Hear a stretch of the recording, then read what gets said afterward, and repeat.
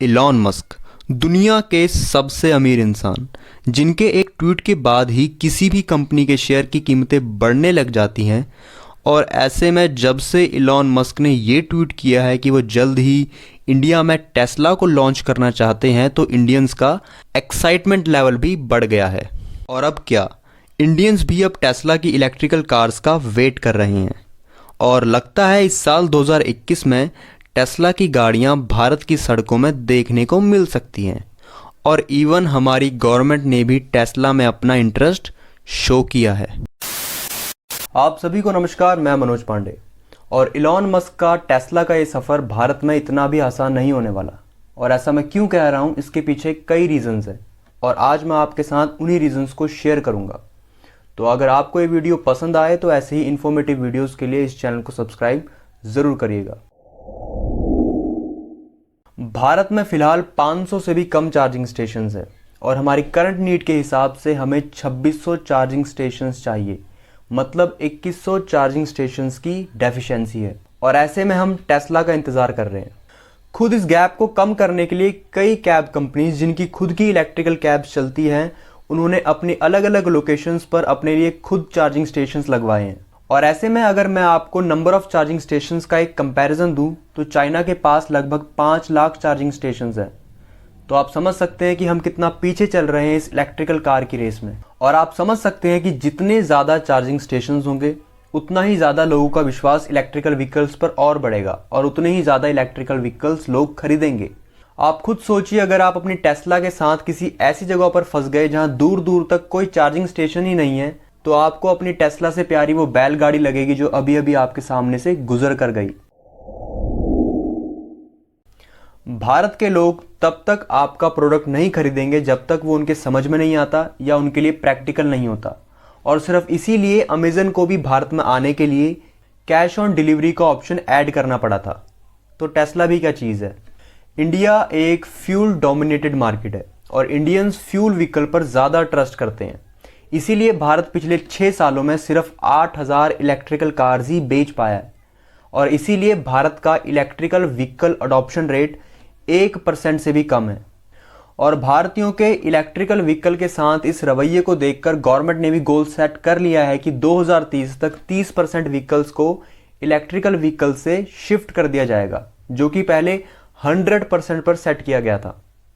और इस 30% में भी प्राइमरी फोकस सिर्फ 2 व्हीलर, 3 व्हीलर और कमर्शियल व्हीकल्स पर ही रहेगा। क्या आप जानते हैं टेस्ला के टॉप सेलिंग मॉडल 3 की कॉस्ट कितनी है? इन यूएस डॉलर्स ये करीब $37,990 से लेकर $54,990 के बीच में, मतलब 28 लाख से 40 लाख के बीच में। और टेस्ला कंपनी अपने इस मॉडल को अगर इंडिया में लॉन्च करती है तो इसकी कॉस्ट होगी लगभग 70 लाख रुपए। और क्या आप जानते हैं भारत में ऑन एन एवरेज एक आदमी की एनुअल इनकम कितनी है? सिर्फ 5.5 लाख रुपए। तो ऐसे तो भारत की ज़्यादातर पॉपुलेशन लोअर और मिडिल क्लास है और उनके हाथ तो ये गाड़ी अब आने से रही। मतलब ये गाड़ी भी अब आपको सेलेब्स और स्टार्स के पास ही देखने को मिल सकती है। और मार्केट में ऑलरेडी टेस्ला के कंपटीशन में टाटा की नेक्सॉन है, जो कि एक इलेक्ट्रिकल कार है और जिसकी कीमत करीब 16 लाख के आसपास है। और टेस्ला तो इस प्राइस रेंज से कहीं दूर है। अब ऐसा नहीं है कि गवर्नमेंट कुछ नहीं कर रही है। इलेक्ट्रिकल व्हीकल्स को इंडियन रोड्स में प्रमोट करने के लिए गवर्नमेंट ने कई पॉलिसीज भी निकाली है। जैसे कि अगर आपका इलेक्ट्रिकल व्हीकल 15 लाख से कम का है तो उसे खरीदने में आपको सब्सिडी यानी छूट भी मिलेगी। और इसके साथ ही इलेक्ट्रिकल व्हीकल खरीदने में इनकम टैक्स में भी 1.5 लाख की छूट मिलेगी। और 2015 में 900 करोड़ के fame faster adoption and manufacturing of hybrid electronical vehicles नाम के प्रोग्राम को लॉन्च किया गया, जिससे इलेक्ट्रिकल व्हीकल्स खरीदने पर लोगों को सब्सिडी और इलेक्ट्रिकल व्हीकल्स के लिए इंफ्रास्ट्रक्चर डेवलप किया जाए। और 2019 में एक और फेम प्रोग्राम लॉन्च किया गया 10,000 करोड़ का, ताकि लोग इनकरेज हो इलेक्ट्रिकल व्हीकल्स खरीदने के लिए। और इतना ही नहीं, इलेक्ट्रिकल व्हीकल्स पर लगने वाले टैक्स को 12% से घटाकर सिर्फ 5% पर कर दिया गया। और इसके बाद गवर्नमेंट ज़्यादा से ज़्यादा चार्जिंग स्टेशंस लगाने की भी सोच रही है। मगर इस सब के बावजूद भारत में इलेक्ट्रिकल व्हीकल अडॉप्शन रेट बहुत ज़्यादा कम है। टेस्ला के ओनर भी ये जानते हैं कि अगर उन्हें अपनी कार्स को इंडिया में ज़्यादा से ज़्यादा सेल करना है तो उसका प्राइस रेंज इतना होना चाहिए कि वो ज़्यादा से ज़्यादा लोगों के रेंज में आ सके। तभी उनका 2030 तक 20 मिलियन व्हीकल्स सेल करने का विजन क्लियर होगा, वरना टेस्ला को इंडिया में लॉन्च करने का कोई फ़ायदा नहीं, क्योंकि फिर वो सिर्फ एक प्रीमियम गाड़ी बनकर रह जाएगी और सिर्फ सेलेब्स और स्टार्स के पास ही देखने को मिलेगी। और ये जानते हुए इलॉन मस्क का कहना है कि इंडिया की करंट इंपोर्ट ड्यूटीज़ बहुत ज़्यादा है, जिसके कारण टेस्ला कार्स लोगों के लिए अफोर्डेबल ही नहीं रहेगी। मगर वो ये भी कहते हैं कि सेल्स टैक्स में हुए रीसेंट चेंजेस के बाद उनको एक होप दिखती है भारत की मार्केट में। ऐसे ही कई और रीजंस भी है, जैसे इंफ्रास्ट्रक्चर की कमी, bumpy roads, crowded streets etcetera.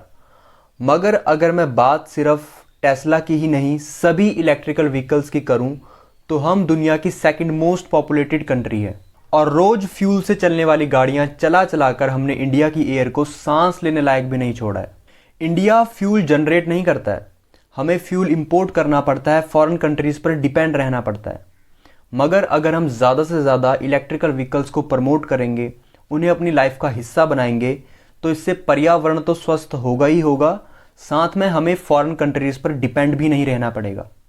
हम खुद की बिजली जनरेट कर सकते हैं, जिससे हमारे देश का पैसा हमारे ही देश में रहेगा और फ्यूल जनरेट करने वाली कंट्रीज से उनकी ये मोनोपोली भी छिन जाएगी और हमारा पैसा हमारे ही देश को डेवलप करने के काम आ पाएगा।